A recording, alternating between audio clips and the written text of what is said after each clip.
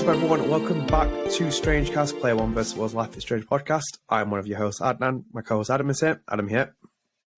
I'm here. I'm present. I'm taking up mass in the universe. Yes. I don't know what to say about that. But we're here for a new episode. And apologies for the last episode. Obviously, you could probably see how ill I was. I had a really nasty bout of COVID. Can I also note that I asked you like 5 times before recording? I'm like, are you sure you want to? And this man is so dedicated to the game that he's just like, I'm on it. Bogus. Bloody hell. I'm doing this. Cheers. Other English language. I'm glad that we did it then and there, because the day after I started losing my voice, and my voice is like slowly started to come back now. But I had a pretty rough ride with it, so I do apologise for like obviously a lot of sniffling, and it was like I think it was constant cutting because I had to go and get tissues. It was just horrible, absolutely horrible. But do bear with me on this episode because my voice is slowly coming back and I don't want to overstrain it. But as I said, we are back here. If you are new here, please do leave a subscribe, like, turn on notifications, share with your friends this video. It does help you keep up to date with our content. We're on 971 subscribers. I think someone recently unsubscribed. Shame. Come on. But that was me, by the way. Yeah. Sorry. So we're about 29 subscribers away from 1,000. So hopefully the dream would be to get there before the end of the year, but we're slowly climbing. And StrangeCast is available on all podcast services. So you can catch us on Amazon Music, Apple Podcasts, Spotify. Spotify has a video version. We're on everything. So you have plenty of places to access us. So This episode's a bit different. We don't actually have any news segments because there's literally no news. So this might be a shorter episode than usual. Might be. I preface that with might be. But we're just going to have a topic to talk about for this one. And it's kind of just a thing that I've been thinking about, especially with like recent news and just generally the series as a whole. I pitched Adam that we talk about, do we see Life is Strange? 1 second. Okay. Ignore that. That was a bit weird. For some reason, Siri just activated on my Mac. I didn't even say any prompt, but it just activated. That's so random. Always listening. So, but anyway, the actual topic we were going to talk about, which was going to be, do we ever think that Don't Nod will return to Life is Strange? And we kind of talked about, I think we talked in the previous episodes before, where it's like the future of Life is Strange, what we expect. Well, this has kind of just been on my mind more recently, where I've been thinking about where does the future go from here, the series, how long does it last? Will we ever see Don't Nod ever come back to it? What happens with Deck 9 going forward? I don't see Deck 9 being long-term for Life is Strange. Personally, I think there's going to be they'll probably like shift in the same way as Don't Nod has done, where it's kind of like moving on to new projects. But I kind of want to start for that. I was like, do you think they'll ever return to Life is Strange? Okay, so I'm going to say this in 2 ways. Realistically, I don't think they will.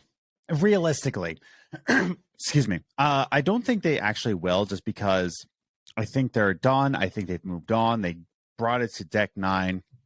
I think they're kind of, and they said in interviews that just kind of like, oh, maybe, but like, I think realistically, no. Second way I'll say it is that realistically, no. In Don't Nod's minds, I'm talking about like, the people at hand working in the place. I think they want to go back to Life is Strange. I think they want to do another Life is Strange game.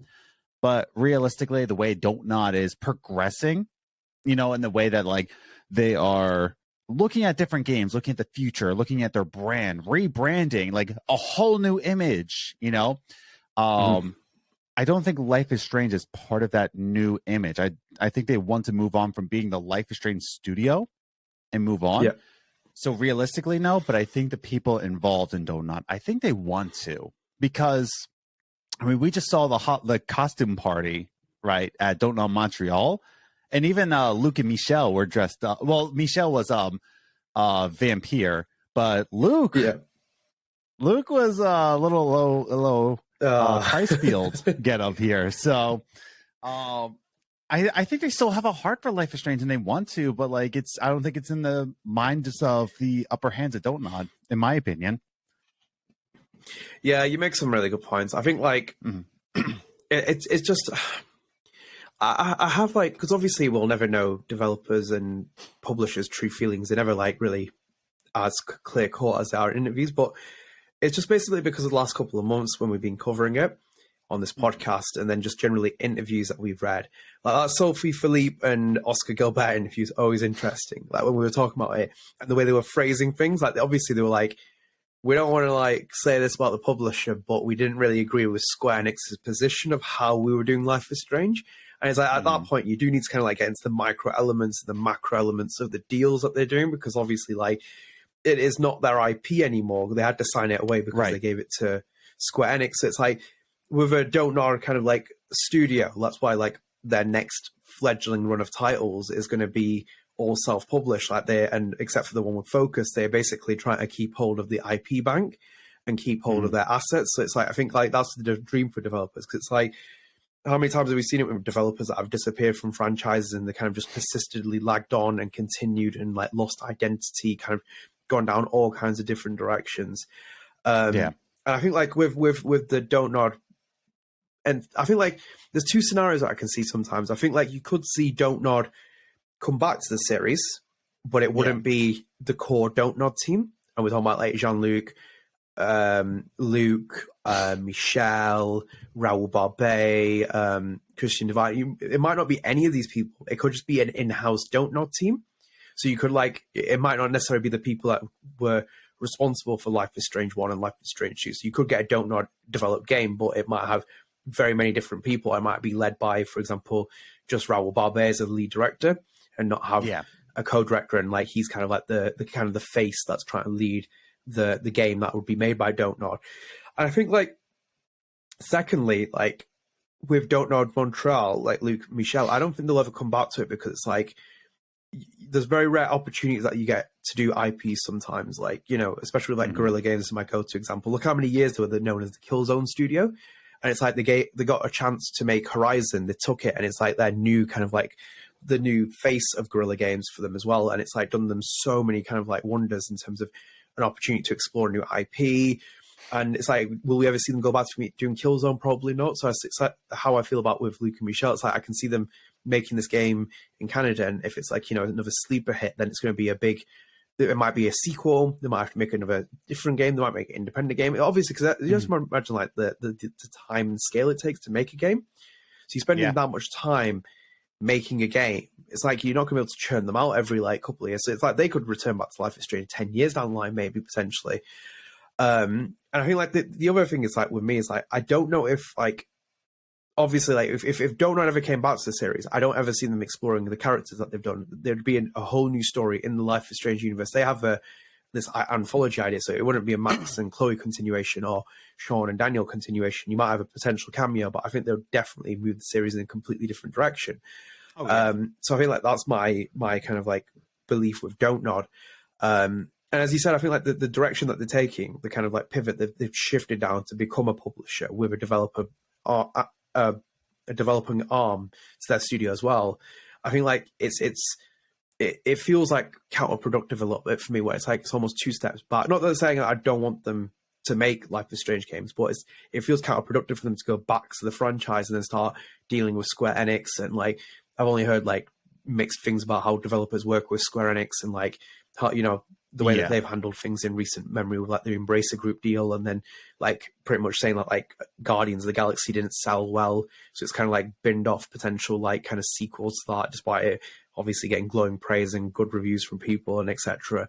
So like that's my position with Don't Nod. I would love to see them back to it. I would love to see them crack at Life is Strange. I think that there's still a lot of room to do that, but I think, you know, you do have to question like how far the original vision was for like Luke, Michel, Raoul, all those people who are involved in like, was there a reminder of sequel? And these kind of things change as soon as something becomes successful. I think like Square Enix missed that opportunity to do like a trilogy of games with Max Caulfield and Chloe Price, and then go off into a separate thing. They have a weird strategy, Square Enix. They've done it before I would say with like Final Fantasy. Look at Final Fantasy. Like now they've kind of gone back to Cloud Strife for this remake trilogy that they're doing of 7. Was it just the 2 games? I think it might be the trilogy. I think it's a trilogy for those games. And they've got like Final Fantasy 16. What's that? No, it's for Final Fantasy 7 remake where they got a remake and they got another one in the works now. Yeah, and then I don't think they've said how many parts it is. They might have said it was 2 parts, and then they lost vision. And yeah, I think it's 3. It might be 4. Honestly, I don't know. They've never really been clear of that development. No, I think it's 3. And then, like, obviously, they got a mainline franchise game coming out as well, Final Fantasy 16. But it's like when they did that entire thing with Lightning, for the Lightning Final Fantasy trilogy, they did one of the most divisive characters, and they really tried to do it, and it just never worked. So it's like they were doing it with the wrong character. Like now they're doing it with Final Fantasy 7 with Cloud Strife. It's like it makes sense. And I feel like that's what they should have done with Life is Strange. It's like they should have just basically said, like, right, we need Life is Strange 1. We got Before the Storm prequel. Let's not make it a little spin-off game. Let's make it a full-fledged sequel. And then let's try and do a sequel to Life is Strange 1. And it's like, if Donut doesn't want to do that, we'll make a sequel, direct sequel, with another studio, and then we'll get Donut back in to do Life is Strange 2. But again, that doesn't mean that Donut would ever come back at that point and do Life is Strange 2. And obviously Life is Strange 2 will die a painful death from Square Enix's hands. I think like they won't make another... you're more likely to see a sequel to Max and Chloe's story than you'll ever see for Sean and Daniel's story. Well, I was going to say there's a relevant news piece that came out that I think can go into this topic though. Do you see that? I think I know what it is. Cliff Bleszinski. No. Is this way talking about Gears? Yep. So just reading his quotes here. By the way, I'm a avid Gears of War fan. I have been since like day one. I love Gears of War. I love the hidden messages about Cliff's life into the games. Yeah. It's a very deep game. But more then so he than was the bro just shooter message it has. What's that? More so than the bro shooter reputation it has. It is actually a pretty deep war game. Well, like, yeah, same thing with the Matrix. All these like bro stock dudes are like, "Oh, don't take the red pill." I'm like, you don't even know what the story's about, dude. Anyways, but Cliff Bleszinski was interviewed by Video Games Chronicle, and he had this quote that as a Gears fan, I fully agree. And you know, as the Gears person, I'm sure he agrees with his own quote. So I'm not like, oh yeah, like take my word of advice. No, but he has this interesting to say. Like, despite the franchise's success, Bleszinski told IGN that he thinks Epic had run out of ideas. Oh, he spoke with IGN. I misspoke. Yeah. So IGN, the departure of several key staff, and he quotes by saying, "I honestly think that once Lee Perry, myself, and Rod Ferguson left, I believe that Epic didn't really know what to do with the franchise. They hadn't shipped a game in a while. The Unreal Engine was doing rather well, but they were growing and they probably needed the income, even though they didn't really know what to do with the future of the franchise." And that's kind of like what Life is Strange is, where it's at. I'm looking at the full quote here, and he also had something interesting. I hadn't shipped with him. I'm trying to find the one where he says it like, yeah. No, he had a quote where he said like he really liked Gears of War 4 and he liked Gears 5, but they lacked the heart of the main trilogy. And I'm just like, yeah, dude, like oh, there we go. Bleszinski did share his thoughts on the new games on Unfiltered as well, saying that he doesn't feel the new games have the same heart as the original trilogy has. And I fully agree with that. But to go back to Life is Strange, it's kind of like, I feel like Don't Nod is in the same boat right now, whereas, you know, Luke, Michelle, Raul have moved on to other things. And I don't think really Don't Nod knows what to do. Now, let's not even say Don't Nod. Square doesn't know what to do with Life is Strange. No. They have no idea what to do. Yeah. To get into, before you jump into that, because what you said was, because I don't know if I've ever mentioned this, but I'm a huge Gears of War fan. Like, massive. Yeah, dude. Like it If was you're not a one Gears of of War fan, like what's wrong with no, you? but Like I was like massively. This was my game. Like I became after I played the first Gears of War, it was like on the level of like, MGS. How much I admired it. Like, I yeah. loved it. So I played Gears 5. I was hugely disappointed by it. That's like a skeleton of its former self as a franchise. Yeah, Gears 4 I was okay with. Gears 5, I was like But I hated the fact that they even put a decision in there, but I won't spoil anything more than that. It was random. It was so weird. And Gears 4 was kind of like, I said it's like, it reminds me of the Force Awakens moment for Gears of War. Yes. Where they tried to make it like a fresh reboot of lick of paint, but it just didn't have the same vibe as the first three. Like the first three Gears of War were great. Like Cliff said, games. it doesn't have the same heart as the trilogy. I'm like, No, it doesn't, because it's like with the first three and like with Cliff, Rod Ferguson, etc. They were really good, and obviously Judgment was like a disaster in my eyes, if anything. Oh, I completely forgot about Judgment. I try to like. Yeah, most people eradicate it from their mind, and it's like it's true because like when they sold off that game too. Oof. Oh mate, it's just. But it's like when they sold off Gears of War to from Epic, sold it off. And then they had like the Coalition came in as a studio, kind of in-house studio to build it with Rod Ferguson kind of coming back, and they tried to kind of give it a some kind of like clingingness to its past. It just didn't feel the same, and it's like that's why it's kind of like a hollow shell of a franchise now. It's kind of like by name it's significant, but as a franchise it's just not as strong. Like they have to.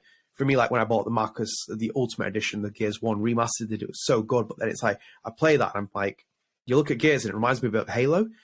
I just don't think it has the same kind of like same kind of poignant meaning, and that's the thing with like Life is Strange. Like as you said with Square Enix, kind of go back into what you're saying now, is that I don't think they know what they're dealing with it, but they ain't going to get rid of it. So like, interestingly enough, I actually put this news piece out because I didn't think it was worth doing it as a news piece anyway, because this kind of gives me an inkling that Life is Strange will stay with Square Enix. So going to the Metro newspapers on the 31st of October, it was Square Enix can no longer rely on Japanese market to make money. So, in a statement to its shareholders, Square Enix explains why it's only going to do more to target global audiences and not just rely on Japan. The news of Square Enix selling practically its entire Western division remains one of the most surprising industry stories of the year. However, despite what some may think, this doesn't mean the company is giving up on the Western market. Aside from the fact that Square Enix said at the time that it would continue to publish Western games such as Just Cause and Life is Strange, the company has also recently admitted it can no longer afford to ignore markets outside of Japan. It's even gone so far as to call the Japanese market insufficient for recouping development costs and turning a profit, meaning it is quote-unquote critical, end quote, that it releases games that can succeed globally. One major contributing factor is the increased cost of game development. It's been obvious for a while that games are becoming more and more expensive to make. It's Sony's justification for selling its titles at £70. Obviously, what was that, $80? No, it's the games are $70 here. US. Oh, fuck off, Jesus Christ. Something that makes Japanese market alone, something that the Japanese market alone can't sustain. Square Enix president Yosuke Matsuda said, and I quote, achieving major growth in the game industry is difficult now for companies that compete primarily in the Japanese market, given its graying demographics.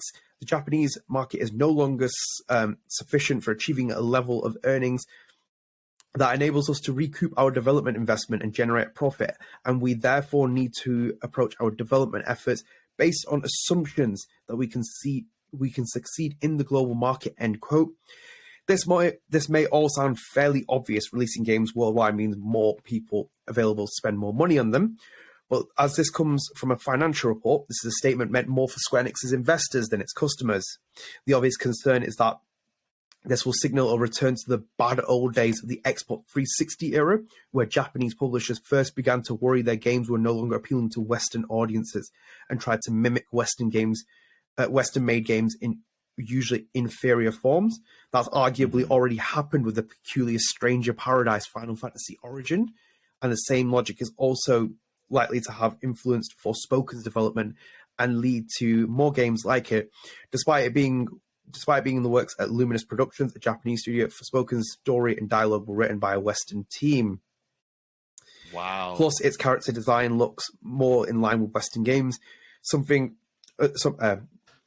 more in line with Western games than something like Final Fantasy, with a New Yorker protagonist appearance modeled after her English actress. So in itself, there's a lot more, there's other little bits and thingies. I kind of brought that up because it's like, that's like reiterates my future stance with like Square Enix holding on to the Life is Strange IP. They'll run it to whichever distance they want. And it made sense that it wasn't ever packaged as part of the Embracer Group deal, because the Embracer Group deal, like in history, looks like the most bizarre. It's like, I'm more surprised that Sony and Microsoft didn't go for that, or Tencent or something like that. It just seems like such a package of games, franchises, IPs, etc. And with this as well, it's kind of like reiterates to me that the Life is Strange will be a big part of them going forward. Like they'll keep hold of the IP. Like there's no kind of vision in my mind where Don't Nod could buy the IP off them.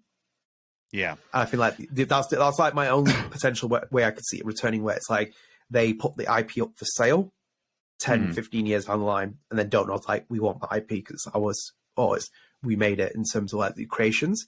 But then it's like, where does the engine run out, the oil run out? I think like I kind of saw that with True Colors. I think the engine ran out a little bit. I felt like it was, as I said, like I enjoyed it, and I was trying to like preface that I don't hate True Colors or have any kind of ill feelings towards it. It's just like it just was like 2 steps back for me in the way that it went. It went so close to Life is Strange 1 when the series completely drifted away from it, that it was kind of like a tough pill to swallow. And then on top of that, I felt like it's even more tough pill to swallow in terms of how much I was paying for it. Because like, as you said, like they just said in the report, the prices and productions of stuff are going up. And I'm paying, I rarely ever pay for new video games now. My budget now is like 2 brand new video games a year. I like basically spend all my money. If I'm going to like spend extra, will be like on buying games secondhand that have been out for 3 or 4 years. And then I'm like, I'll play it now because it's down in price. I'm just not ready to commit like a whole load of money. And I felt like with like Life is Strange True Colors, and I feel like it kind of went into the marketing ploy with it, where it's like, here's Life is Strange Ultimate Edition, and you get the 2 remastered versions of Life is Strange 1 and 2 to kind of give you extra filler content, so it feels like you're not kind of getting taken out for like a bit of a ride for spending as much money as you have done on Life is Strange True Colors, and then not getting the full kind of investment return that you expect on something. Because I did feel it was short. Pretty short for a Life is Strange game that you would expect. Yeah, that's a lot of light coming into your studio, by the way. Yeah, we're gonna have to. The weather is. Starving. That is not weather for the ducks, as they say. Not having any of it. Right, there we go. Hey, color correction, perfect. It's been freakish weather. It was like pissing it down all the way through like rain yesterday. Then it's like this morning woke up, it was freezing cold, and now it's like sun. So it's like great time for all those weather specs to come in. That's like North Dakota, right? Here in North Dakota, it was like pretty mild for fall. Yeah. I was like, wow, we can actually go outside with a t-shirt. Next week, we're going to get snow for 3 days. So I'm just amazing. Great. Yeah. God bless North Dakota. Yeah, that's full on North Dakota, but that's like kind of where I stand with it. Where it's like, it just reminds me of Life is Strange 1, where it starts snowing at the end. And it's like, oh well, here we go. See, here's the thing, like that beginning with like Life is Strange in the snow is like, it's October, and it's like here in North Dakota, it's October. It's like, what else can we do? 80 degrees and snowing. I'm like, welcome to North Dakota. Yeah, welcome. Here it is.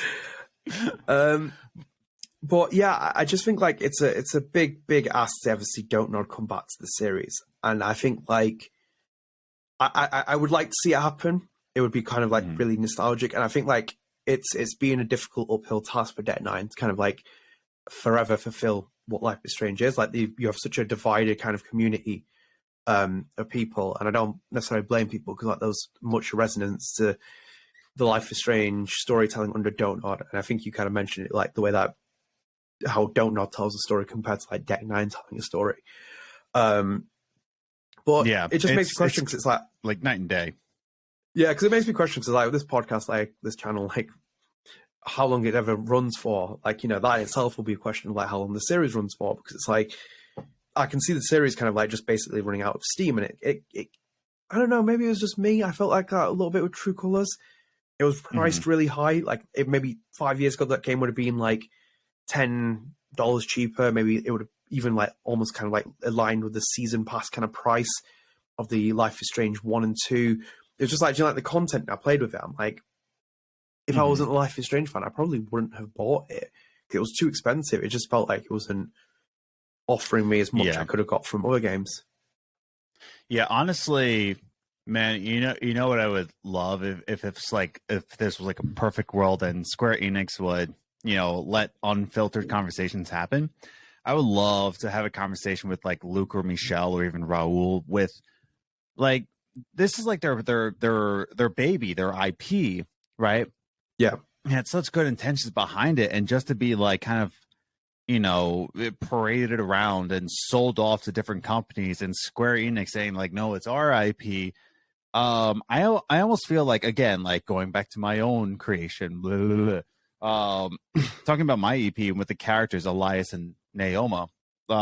It's just kind of like, how would I feel if a company said like, oh, well, this is our IP, and just sold off my characters, and I had to watch, my characters and my intellectual property be paraded and just like tormented, and fans of it are just like, whoa, this isn't the same as the old one. I would love to like sit down with Michelle or Luke and just like talk about like, hey, like, what's on your mind about this? Do you like care, or is it heartbreaking? Because I don't know. I just feel like in my own thoughts, I would be heartbroken if like my own creation was just like being treated like this, Yeah. It's like, by the way, the next album is not to do with Elias and Naoma, so those characters are dead. So rest in peace. Rest in peace, Elias and Naoma. I think like, yeah, because it's like, obviously, like, you'd never hear their truthful opinions and beliefs about things, and it's like, yeah, that's what I mean. It's like Square Enix is right around the corner. Yeah, it's a hard kind of ask with like getting developers kind of be open with it. Like the minute you try and reach out to one of them, it's like the publisher's like haunting over you, like, like, oh, what are you going to talk to them about? Trust me, I say it on this channel, like, people said it to me time, like, the amount of people said like, oh, can you get like Michelle or someone? I've never like reached out to Michelle, but I've reached out to other devs, and they're like, I'd love to come on your channel, but then it's like, Square Enix, you need to probably like run it by Square Enix, and then they never respond to my email, so it's like, and the same I did it with Tell Me Why as well. Like, I tried to get people from Tell Me Why on here, and the minute that Microsoft's PR got involved, it was like everything that I had planned for this channel, where it was like loads of different like Tell Me Why content pieces from out the window. Yep. And it's like, this is why I just don't. Me and you were talking at the time, and I was doing my own Tell Me Why at Games and Groceries, and I was trying so hard to get like the characters, like the actual characters, like to like the actors to come on and just kind of like do like almost like their own take of how the story went, and I just could not get through to any of them. I'm very thankful for the people who did come on for the Tell Me Why episodes, but it just didn't work out, including Katie Benz. Katie Benz was on the final episode, so it's kind of rough to think about that, like PR gets in the way, and they will never share their actual thoughts on camera, at least, they'll never share their actual thoughts because like Square Enix is right around the corner, kind of like Nintendo is. Nintendo has a group, bro. They actually have their own, and I thought this was a rumor, but I listened to the Nintendo podcast with Woodhawker and Bob Wolf, and they had on former PR agents of Nintendo, the same PR agent that dropped Woodhawker from the Nintendo program. So they were talking to them, and they were saying, are the Nintendo ninjas real? And it's just a group of people who nobody knows who they are, but if something goes down, you're called into their office, and it is a windowless room, and it's a shut door, and like whatever goes in that room stays in that room. And they said, no, that's completely real. When you're called in by the Nintendo ninjas, you better be wearing an extra set of briefs because something's going down. And I was like, God dang, dude, Nintendo is like really angsty about their products, Yeah. But that's what makes them. Here's the thing, and I said this in a video I did, a video essay on the Games Groceries channel. So if you want to check that out. Why Nintendo is always going to be a forever company. It's the same model as Disney. It's a very careful indication of how your IP is handled and who gets to control your IP. Yeah. And that's why they'll always be Nintendo, because they have a scrutinous look of what their IP does. Square Enix is trying to be like that, but it's just so messy that it's just like you don't know the identity of any IP. Yeah, because I'm not really too bothered about saying how I feel about PR and hit, because like, I'm never expecting anyone to reach out or do anything in between it, and it's like it makes no sense to me that PR is done, and it's not even just in the gaming industry. It happens in like every industry I've ever worked in. I've seen it. It's like they are the worst to deal with PR. I actually hate dealing with PR because like they basically overcomplicate a situation. They make it unnecessary. And it's like, I've had this kind of conversation with like loads of my friends and stuff about like footballers or soccer players, wherever you are. It's like, they become hollow shell people because of PR, because they tell them not to talk about themselves. Anyone wants to see a human connection level with someone. And it's like, with for example, like Life is Strange, there was like minimal PR around the first game. Like, as I said, I reached out to Hannah and she just went smack. Like, so I'm kind of give you a bit of insight, like some of the interviews I did. So when I reached out to Hannah, no one ever messaged me from Square Enix. We didn't even have to go through Square Enix. We didn't have to say anything to Square Enix. They were not even that kind of invested in Life is Strange at that point. So that was fine. When I interviewed Kylie was like, was she 19, 18, 19? I went through her agent and then they agreed to it. So that was fine. This was like for journalism, for like Hardcore Game and the interviews that I did on long form press kind of thing. Kylie was fine. Katie was fine. Haley Hayes was fine. Like none of them ever like was through PR or anything like that in between. I got involved. Life is Strange 2 was a different story. So when I interviewed Sarah, who played Cassidy, we just did the interview privately without Square Enix getting involved. I don't know how much they felt about that either. I don't know if she ever got a message from them or not, because we did it after the second episode, so we only did it based on a 5-minute scene with Cassidy, where it was kind of like just generally speak about it and also ask about the next episode. But then I tried to interview not Gonzalo Martin. Tried to interview Roman George at like episode 4, and I got through to his agent at the time. But then they were like, "You have to go through Square Enix to get into interview." And I'm like, "I'm not allowed to do this anyway." So then I tried to get through Square Enix. Square Enix never responds to emails, so it was like that interview died in the water. So it was like, this is the kind of thing with PR. It's like this platform here, this podcast might not attract like hundreds of thousands of viewers, but it's always a constant hit. Like with the Montreal game, Don't Know Montreal and stuff, we probably talked about it more than anyone else I know on the internet. Am I expecting Luke and Michelle to give us anything in return? No. I talk about it because I have appreciated their games from Life is Strange 1 2 onwards. And it's like, for me, it's just to talk about what I'm excited for going forward. But and they've appreciated it. You can see it as well. I feel like my relationship with them has become a lot more different because of the fact that they're now working in their own independent studio, which is part of Don't Nod. I noticed that they're a lot more open to good conversation. Like I've definitely noticed that. Very much so, because it's like my interactions with Luke and Michelle, and more so Luke, like prior to that, was like always like, oh, I wrote a review for Life is Strange and you retweet it. I didn't review Life is Strange, you retweeted it. It was kind of like always this kind of barrier in place where it's like Square Enix is kind of like there, and like when I got offered PAX, I think it was PAX East or PAX West 2018 or something like that. I didn't go, but in the itinerary, the media itinerary, it said Life is Strange 2 interview with I think it was Luke and no, it wasn't Michelle. I think it might have been Luke and Raoul Barbet through Square Enix and stuff like that. And I didn't get to do it. And I was like, really like, oh, I wish I would be able to have that opportunity now, like in hindsight. But Square Enix were probably there. And it's like that you have to deal with the PR control of things and kind of like things. And I don't like publishers that are like that. Same with like Nintendo, same with like Microsoft and stuff. It's like, just let people interview them. It's like, you don't have to be overprotective of an IP. Like if, for example, one of my favorite things in recent memories has been Remedy announced Alan Wake. Was it Alan Wake 2 or the remaster that they announced through the fan website? And it was I think it was the remastered. Yeah, I think it was. It'll be in the remastered version that they did, and they announced it for that age-old fan site. I'm like, that is so Yeah. cool. It's like so cool, and it's like they have this a more kind of flowing relationship, and it makes you feel a bit more human connected with people. I think like this, for example, the way that the marketing is being done on Life is Strange: True Colors has shown where the series has really drifted completely from where it used to be. I didn't see like the huge kind of like pushes that they did with like Life is Strange 2. They had those really cool character profile videos that they did on like certain characters. They kind of like really tried to like gear up content, make people excited. I just feel like that buzz wasn't there for True Colors. I might have been reading the kind of the room wrong, but it felt like the indie kind of buzz, the indie-esque buzz of like Life is Strange 1, 2, BTS coming out had kind of disappeared, and it became like a mainstream like, oh, True Colors is coming out. I saw people who I never thought would play flavor for sure, like the whole marketing. Like it definitely was. I saw people who would never play Life is Strange: True Colors like really invested, and I was kind of like almost distant a little bit from it. I was like, I don't think I'm kind of like keen on this, but well, it was the same way.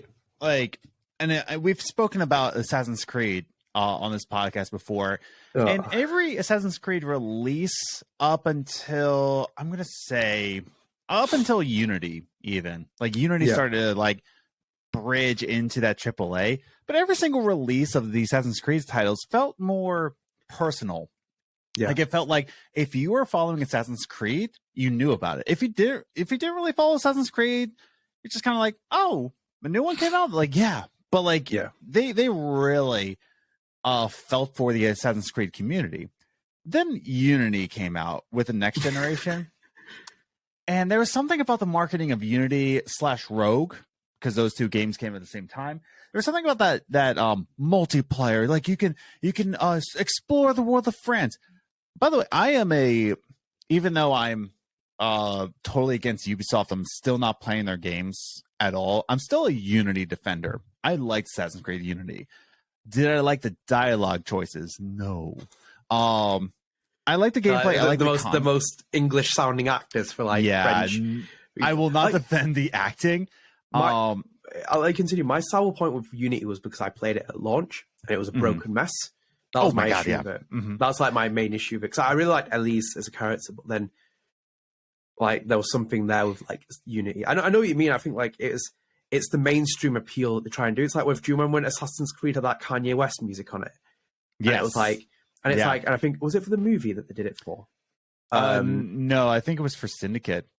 Are you sure? No, you're right. It was for the movie. Yeah, and because I remember that, and then someone reposted the entire trailer but had Ezio's theme on it, and that had like more views, I think, than the Kanye West one. I had more likes than dislikes, if anything, and it showed because people were like, "Why aren't you doing this?" It's like this is the music. This is your core audience of like Life is Strange, or like of Assassin's Creed, and that's what I mean. Like with Life is Strange, it's like that core kind of thing. Because it's like with Life is Strange, and especially 1, 2 BTS, I feel like there was a kind of common denominator with like a lot of factors with it. Like, and I feel like, for example, and I think we will explore this in a future subject because I think like your music thing will come in here.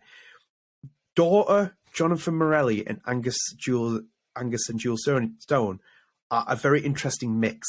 Because I felt the True Colors soundtrack, the music, is nowhere near as poignant as Life is Strange 1, especially from Jonathan Morelli, and Daughter from BTS. And you can make an argument for Life is Strange 2, but I think Life is Strange 2 kind of stripped back music in certain elements. I think it was like definitely it played music when it needed to because it was a poignant story and it was more narrative driven story. The story dictated the way that the music is told rather than the music dictates how the story is told. And I think like you saw like they had some great moments obviously when like First Aid Kit Cassidy plays First Aid Kit song. So it's like they had moments with it. But with True Colors, the only thing I can really remember is like with the soundtrack or like the music is Creep by Radiohead being played, where they picked Dido, Thank You, and what's his name now? Nova Remorse song for Life is Strange, True Colors, Haven. Like they're the three that really stand out for me, but they stand out in different kind of ways. And I think like that kind of comparison you brought in with Unity and the way that the kind of series shifted with Ubisoft and Assassin's Creed, up reminds until me Unity, a little bit of the Unity on. Just marketing was awful. Yeah, and it's like it's the same with like Life is Strange, True Colors, and like and the way that this series was done, because it was like, here's a surprise announcement, we're doing a showcase from Square Enix, True Colors is coming out, and they kind of like set it up, and it was like I was a bit like, oh, okay, I'll take it on that. And then the trailer kind of sold me. I thought this trailer was good. It had is it Cyrus Reynolds play? And it was quite nice, but then it's like there's something with it that the more I kind of stomached it, I just remember playing True Colors the first time, I had my control playing it, and just thinking like, do I like this game? I was like, there's something not right here. Yeah. Like in my heart of hearts, I was like, there's something not right here. And it's like I don't hate the game. I don't think it's a bad game, but there's something just not sitting right. And I think like that's where, as much as I was going through an issue with Life is Strange, I think there's an identity crisis with some of the franchise and some of the fans. Because I feel like the fan base is no longer active as it used to be, and which is a crying shame, because like a lot of people, like even that Reddit thread where it's like, I think someone said like, can you recommend YouTube channels? And it's like, even the other channels that people recommended, aside from ours, obviously grateful as always, this is more Life is Strange predominantly focused. And it's like, I don't produce videos every single day either, because it's like, I would run out of steam, and I kind of just do this as a podcast constantly. So if you want to listen to Life is Strange discussions post however many years or however many games it is, you can enjoy it. But I feel like even when I came back and did this channel 2 years ago and started it, and started the podcast and Life is Strange, I felt like I came back at a very different time. I was like, there's something not right here with the franchise, the way that the franchise, the fan base and things are positioned. And I think like that's kind of like a common occurrence with like the series going forward. I think like, because I look at, for example, Square Enix are never going to send us anything now, but like, look at the Life is Strange Twitter feed, for example. It just tweets artwork. I love artwork, by the way, not hating on people. Some of the artwork people produce is, oh my God, it's unbelievable. It's like, it's constantly just artwork links rather than press interviews that someone could do in between with like a Deck 9 developer, or, you know, one of those character profile videos. They just don't seem to put the resources towards it. And I feel like that was kind of like something where I feel there's a bit of a disconnect. And I think like with Don't Nod, like, it would be a big ask, I think. I think like the way that the company's going, and I think I don't know like how the dynamic works. I don't know if you'll ever see Luke and Michelle be hand in hand forever. I think they'll move them on, because I think like they'll look at someone like Luke and be like, oh man, like maybe we can move him into like a senior, even more of a senior role. And the same with Michelle, will be like, maybe like, who's to say that we couldn't see Michelle be vice president of Don't Nod in like 10 years time, bro? Like, you know, kind of like a change of progression and stuff. They did it with, as much as I dislike him as a developer, and if it was Neil Druckmann at Naughty Dog, like, you know, they moved him into such a senior role and stuff. It's like, mate, he's the most pretentious developer I've ever seen. I hate The Last of Us 2. But it's the most overrated franchise I've ever seen. And people make it out like it's the best thing since sliced bread. I've played better video games in my sleep. But anyway, going away from Last of Us. I think it's not a conversation for that, but like with Don't Nod, I kind of see that with it. It's like with Michelle and like Luke, it's like, could you ever get the band back together, if anything? You have to like really change it. And I think like the kind of conversation we had about the remastered collection and the kind of thing, wait, was it you or me? I think it might have been you, but it was kind of like talking about like they should have had someone like Michelle being associated with that remastered collection and his name being added as a consultant or something, because the way it would add, because he's not like, Michelle's not like a Hideo Kojima by name, by brand or anything like that. But I think like you said it, where it's like, you know, Raoul Barbet, Luke and Michelle are kind of like the faces. They were constantly appearing in like Life is Strange videos and interviews and etc. for the build up of all those kind of things. And with like Michelle just having his name attached to it and fans knowing who he is of the series, it would have added so much weight to the kind of franchise at that point, like them trying to sell a remastered collection. But it's like, do you ever see him coming back and doing another Life is Strange game? I think I think you'd love to do it, but then it's like, can you do the logistics of it? Can you work out the contracts of it? What are the fundamentals of it? What happens if Don't Know Montreal's commissioned to do a Life is Strange game, and then it's like it takes away from Don't Know's long-term vision of being a self-sustaining publisher with its own IPs, etc. So that's what I mean. Like, realistically, I don't think it could happen. Like realistically, but that's what sucks about IPs, and like when you get huge, which is why a lot of studios end up going indie, just because there's so many logistics, so many like toss arounds. Like, again, like I don't want to like go back into like, oh, Adam's a musician. I have my piano right in front of me, so I'm just like playing with it. But that's why I don't think I would ever want to sign with like a label. Now, if they laid out a lot of money in front of me, I think we could talk, but like, I don't know. There's something about like owning your own music or owning your own creation. There's no logistics behind it. Like, you are the person behind it. There's not a lot of money behind it, as far as it is like going into studios. Talking about like video games at this point, there's not a lot of money to be made with indie, but there's a security of, if you wanted to go back into that IP, you can without any logistics. You know what I mean? Yeah. It just sucks in that way, where that's just how IPs are run. And I could, like you said. No, you're spot on with the music observation, because it's like, it's like if you're looking at the history of like Taylor Swift, where she had a long running dispute with her record label about getting those old songs and then re-recording and stuff. Like, there's more value having the IP rather than selling it off. It's the same with George Lucas. Like, look at the hindsight of like keeping the Star Wars IP for as long as he did. Like, it was more valuable than anything they could have given him. Yeah, and that's the thing. Like, for every musician, of course, that like, now, again, I'm starting to do my own album, but like, I would love to like be a part of a studio for sure, because like there's producers, there's tools, there's things I can like go back and forth on. So it makes it an easier process. Easier in the way of just like, making a cake versus like making like a wedding tier cake. I don't know. I don't know baking. But like, yeah, it will be an easier process in a studio because there's a lot of utilization and a lot of tools and a lot of people. However, at the end of the day, I will not fully own that album. Like, it will not be my album at the end of the day. It will be the studio's album. And like you said, with Taylor Swift, those are her songs that she wrote, and it's just kind of like a dispute where she has to fight for the thing that she worked on. And I think that's where a lot of like the fantasy of like signing with a label comes in, or like being a video game developer, like an indie video game developer. Like, man, I would love to have this game at Naughty Dog or Take-Two or EA, like that fun little thing, but like that's no longer your creation anymore. Yeah. You sign with EA and you literally sign a deal with the devil. It's just kind of like, that's not yours anymore. It's not. You're basically at the mercy of a publisher, aren't you? You are. Like, here's a real life example, right? So when I was a youth pastor, I don't think I shared that on this podcast. I was a youth pastor. I don't think you have. No. I was a youth pastor for over 8 years before I was a chef, which is why I started Games and Groceries, because a lot of what I did at youth ministry, whatever I created, it was the church's. Yeah. And I just didn't feel any ownership with what I did.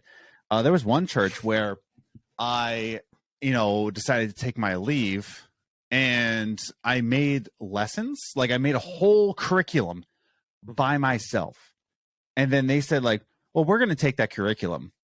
And I was like, no, you're not. Like, that's mine.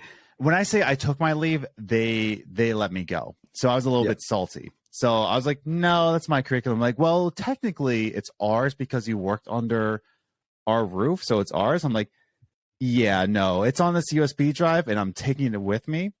Yeah. So go ahead, try to sue me for it. They never did. I never gave them my curriculum. I never gave them my lesson plan. I'm like, you want to let me go and start right when the school year is about to start? You're going to have to deal with the repercussions, because go ahead, make your own, because I'm taking mine. But yeah, no, they fought me. Like, a church fought me to get a curriculum that I created for them. And I'm just like, nope, that's not yours, dude. Go ahead. I did not. Go through the legal system. I dare you. They never did. I was like, I called your bluff, dude. Shut up. But that's the thing. Like, you go into it, and this whole discussion is like, will Don't Nod go back to Life is Strange? And realistically, they want to. Like in their eyes, they want to. But there's so many things that happen in an industry, and I say not but like in an industry, any industry, churches, music, I don't know, like writing, like, the reading industry, the book industry. It happens. Like, you want Yeah. to go back to it, and then like, you don't own that IP anymore. You signed it away. Unfortunately, you got the money, you got paid really well, and you got the utilization, but it's a double-edged sword. You don't have that IP. And a double-edged sword of going indie is that like you don't have those tools. You're it's going to take long. It's going to take me very long to write this album, and I hope I get it out soon. But the fact is, once it's out, it's mine. You know, it's mine. It's my album. I think technically, if I put it onto DistroKid, I think DistroKid says that like, oh no, it's all yours. Like whatever you do is yours. There might be like a little wording in the contract where it's like, well, you know, blah blah blah. It's like 5% ours, whatever. Mm-hmm. Either way, it's my album. Like I made it, so I get that pride, but it's going to take me longer. So yeah. That's all I have to say. No, that's like kind of feel like it could be a terrible prediction to make this pretty outrageous. I've been thinking about whether I say it or not, but I think you're more likely to see a remake of Life is Strange 1 than Don't Nod come back to Life is Strange. I fully agree with that. Like, it's not, you're not saying that like it's going to happen, but like if you were to say that like one of these things is going to happen, which one's going to happen first? Like easily the Life is Strange 1 remake. Like that's going to happen before. I've always said this, like it's kind of like it's stuck in me now, like about like Jim, Max, and Chloe coming back, and it's like whether we want them to come back or not. Like they'll come back at some point. The series will hit its mileage at some point. Life is Strange. Mm-hmm. I don't think it's ever gonna pick up the same steam that it had 7 years ago. I just don't think it's ever gonna get that same momentum and steam again. But there'll come a time where eventually Square Enix is going to think about shelving it, and instead they'll just they're remaking everything now. Like, and I've said this before, it's like, don't ever think like anything is sacred in an industry. Mm-hmm. Nothing is sacred unless you own it. It's not sacred. And you like think about like how Hollywood is now kind of like running out of ideas. Gaming industry is kind of like churning out these ideas. When someone sets a precedent, everyone else does it. So it's like now, even like in the last couple of months, a Silent Hill 2 remake. Yeah, which I'm like, bro, I'm so hyped for that. Oh, but I'm excited for it, but at the same time, I'm a bit like, are we really going back and rehashing classics now? It's made by a studio that has been chronically not good at remakes. So it kind of fits the Konami formula, if anything. I'm excited for it, but it's coming from a studio where I don't trust. So so it's like fingers crossed. And I'm a hypocrite for that, because it's like, I'm excited for it, but at the same time, I'm like, why am I playing the same game that was out like 10, 15 years ago? It's like, does it really need a remake? Like, not 10, 15 years ago, like, a while ago. Because some games are getting remakes 10 years down the line. The Last of Us, for example, which is the most ridiculous remake I've ever seen. They said, CD Projekt Red has come out to say that they're remaking the original Witcher. They're remaking the original Witcher. They're remaking Resident Evil 4 Capcom. They're remaking this. They're remaking that.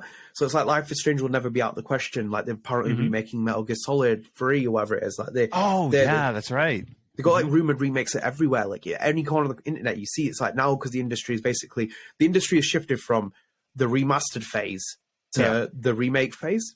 And I've always said this as well. Like even look at they're doing a Dead Space remake. Dead Space. Like, so EA killed Visceral Studios. They killed Visceral, and we were all decimated the whole studio. Visceral was like one of the greatest studios in EA's like toolbox, and they killed them. And instead of bringing the team back together, you know what they did? Dead Space remake. So that's exactly what Adnan is saying. Instead, which I'm definitely getting this game for sure. We're getting a Dead Space spiritual successor in the terms of Callisto Protocol, instead of like it's a spiritual successor, instead of an actual next Dead Space game like Dead Space 4 or a Dead Space prequel, something Dead Space. But no, like what Adnan said, we're gonna get a Life is Strange 1 remake versus another game. And it's happening with Dead Space. We're getting a Dead Space 1 remake instead of another one. And yes, I'm going to be getting Callisto Protocol. Are you kidding me? Like, I love Soma. I love Aliens. I love, Aliens Isolation. All the other ones are like, I love Dead Space. Of course, getting Callisto Protocol. Get out of here. Yeah.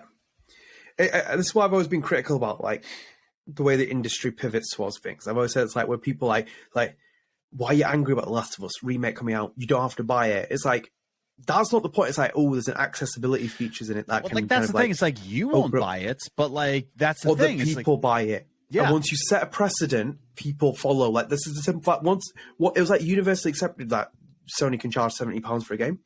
And games will start increasing. They'll continue to increase because people will accept it. Well, buy. This is like where this is where it's like because I'm a boring man as it is, and I read like fundamentals and stuff going forward. And I think like when EA did its fiscal earnings not too long ago, or it might have been, I think it was the previous quarter. I can't remember which one it was. Is it Andrew Wilson's who's CEO? Andrew Wilson? Yes, Andrew Wilson. Yeah, Andrew Wilson. Yeah. So he said in there, he's like, we're not worried about EA's long-term future because we're looking at the generational societal changes. So it's like young kids aren't watching TV. They aren't doing this. They aren't doing that. It's like we can like, we'll be the kind of like the forefront in the next 10 years of like people will consume our content. We'll be able to make this. We'll be able to do that. The way that the kind of shift is happening, video games will become more popular. Even though there's like a recession coming up now in the world, pretty much across most countries, the video game industry will still kind of like thrive in certain aspects. It's like Call of Duty just made 800 million in its opening launch. It's bigger than Modern Warfare 3. Call of Duty Modern Warfare 2 is released, and obviously adjusting inflation and prices and stuff like that, but it's still massive in terms of the revenue it can generate. And I think like that's the position that like these publishers are in, like where they can basically change precedents and kind of like move things forward in the way that caters towards them. So it's like, you know, with like Life is Strange, like that series will last as much as it does, and I think like it'll probably just go like it'll disappear and fade into existence. There'll come a time where it's like Square Enix will put it on the shelf, and eventually maybe one day someone will be able to buy it, or they might just like shelve it completely. Some franchises are just sitting there. But every franchise is like, once it has established characters, it has universe, it has everything else, people will do it. And like for Square Enix, they know it's like, if I was Square Enix exec, I know that's an easy cash remake that you can make. Yeah.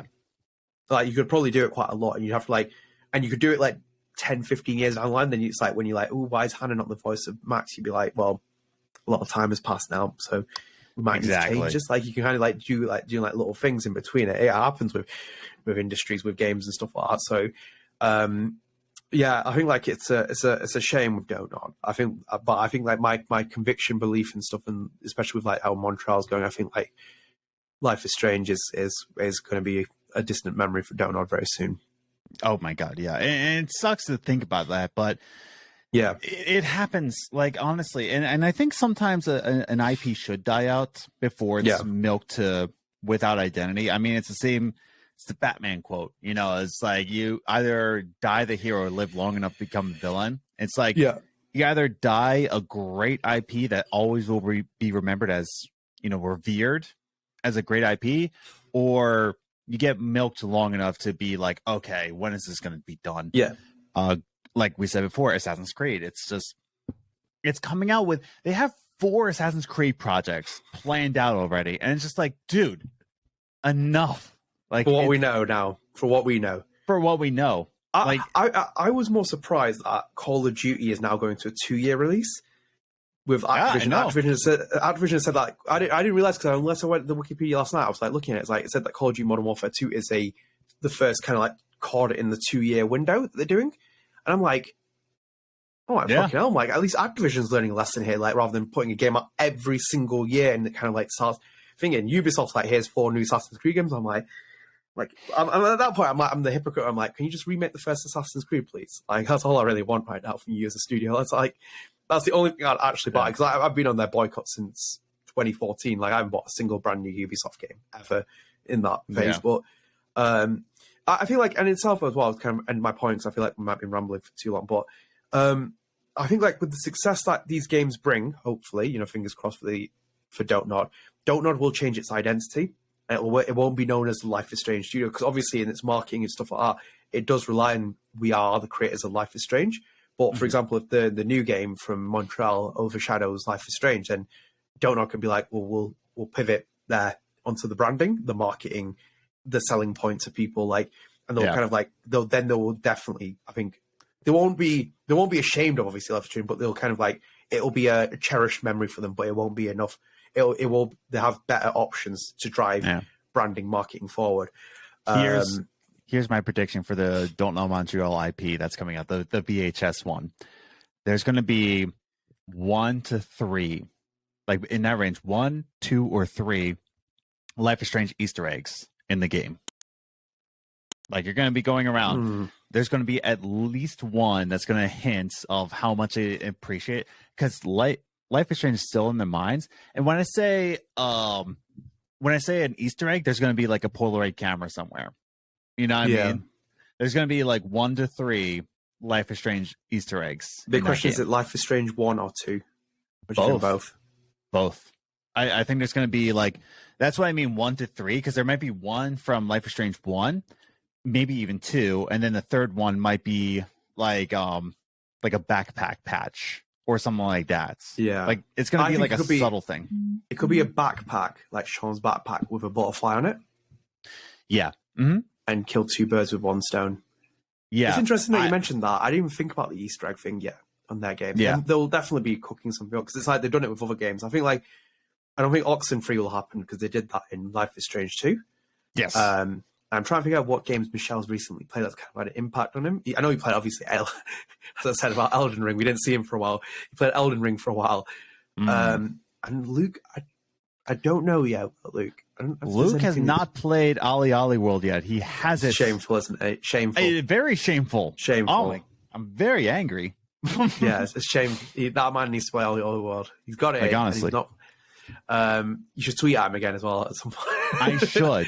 I will bother him until he blocks me. Yeah, I do wonder what they will do there. I think they might have a depending on when it comes out, they might have a hidden Easter egg for one of the Don't Nod games that's in production that we don't see yet. They'll probably will mention Life is Strange 1 and 2. I think they might. Yeah, they'll have something there.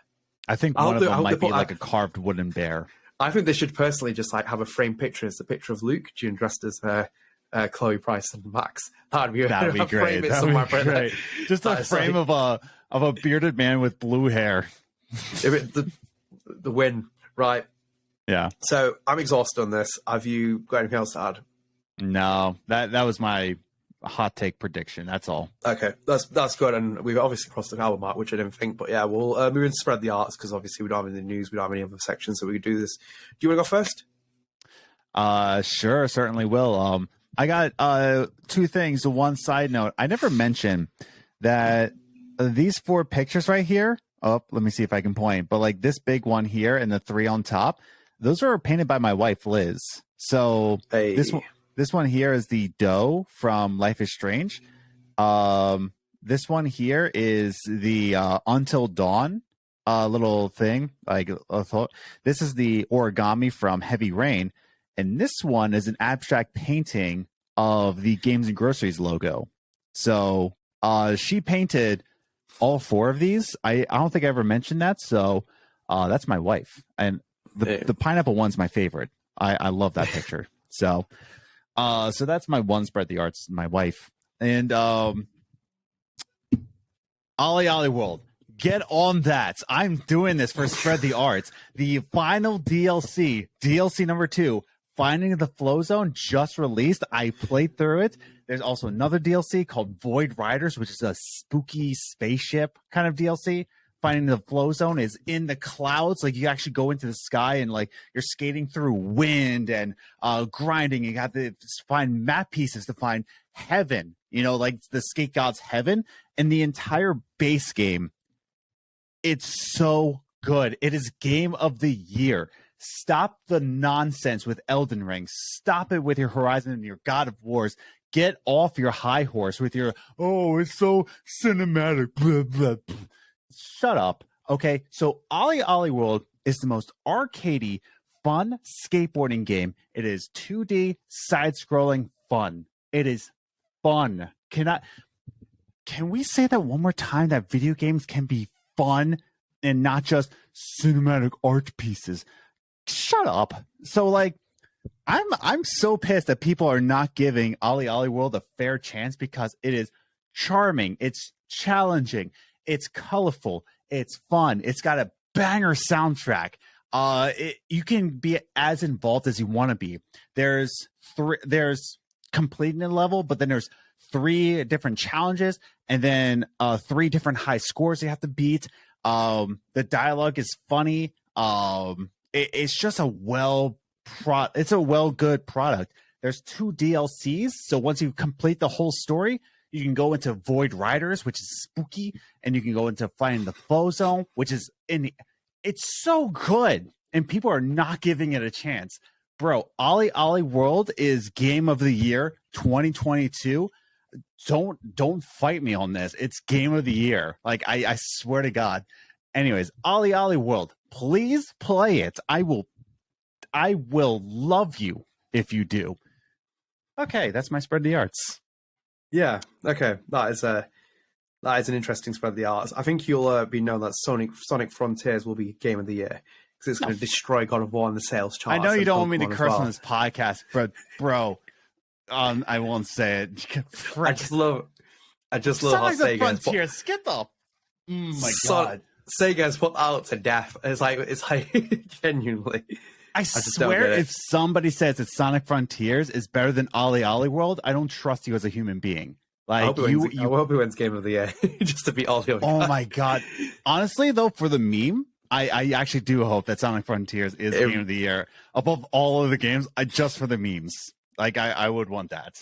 It would be very funny. So, on mine, I'm gonna recommend a film. Okay, it's not a good film. It's an okay film. Interesting commentary, sorry, on it. So it's called The Immaculate Room. Okay, it's yeah. After 2022, August 2022. Yes. So let me give you a synopsis of this. So it's Mike and Kate, a seemingly perfect couple, join a psychological experiment to compete for $5 million if they can last 50 days in a sleek white room in complete isolation. No phones, no family, only the voice of the Immaculate Room, keeping them in check if they think of straying. However, as the clock ticks down, the room becomes more than it seems, putting them through cruel tests to break their resolve and resurfacing private demons which they may not survive. So it's a psychological thriller, about an hour and 30 minutes. Another thing in the actual concept is that you can leave the room. One of them can leave the room, but then the prize drops from 50 million. Was it 50 million? 5 million. 5 million. It drops down from 5 million to $1 million. So one person can leave, but then the prize will drop instantly. And in the film as well, like, you can basically spend some of the prize money that you'll win on treats, which will like gift you the room will gift you things to do. So I would recommend watching it just for the kind of I think like the kind of commentary and the concept is interesting in itself. I mean, like that, just the kind of like the premise is enough to sell it. It's unfulfilled. It's like got a lot of loose threads in terms of the story. Potential's a little bit like lost, and at times the story kind of like dwindles on. But great acting overall, I think, if anything. But there's my recommendation if you're looking for a film to kind of just put on and kind of like be a bit, you know. And The Immaculate Room, it was called? The Immaculate Room, yes. Yes. And yes, it's a very white room. Very white room. It does look very boring as well. I think like when you kind of like realize it, it's like, I think they get like quite a lot of days into it. You're like, yeah, this is a bit boring. I know what I would do in my spare time, but like, you know, it's not like, it's just like, I can see why it gets, why it probably would drive most people insane now. I think especially because we're the social media tech generation, all that stuff. You took someone's phone away and left them in a room like that, they'd probably go crazy. Oh my God, yeah. But yeah, I think that's my recommendation. So we will end Spread the Arts here. And big thank you for everyone who is listening or watching. Again, if you are new here, please do leave us a subscribe, turn on notifications, share with your friends, comment with the video as well. You can keep up to date with our content on this channel. As I said, great to get to 1,000 subscribers, so every little bit helps. A lot of the people who do come to the channel aren't subscribed, so just one click to the button and you'll help us out. And StrangeCast is also available on all podcast services, so if you want to stay up to date with us and download episodes, we are on pretty much every podcast service episode. We have a guest lined up at some point for this podcast, just working on it, schedules aligning, etc. But we have someone on here, which should be a good one. But yeah, stay tuned. In the meantime, we'll be back. Hopefully, obviously, some news comes about, etc. and all that. And we can kind of have a bit more more conversations. But I hope you enjoyed this episode. Let us know what you think. Do you think Don't Know will ever come back to the series? Drop it in the comments. In the meantime, take care, guys. We'll see you in the next episode. Later.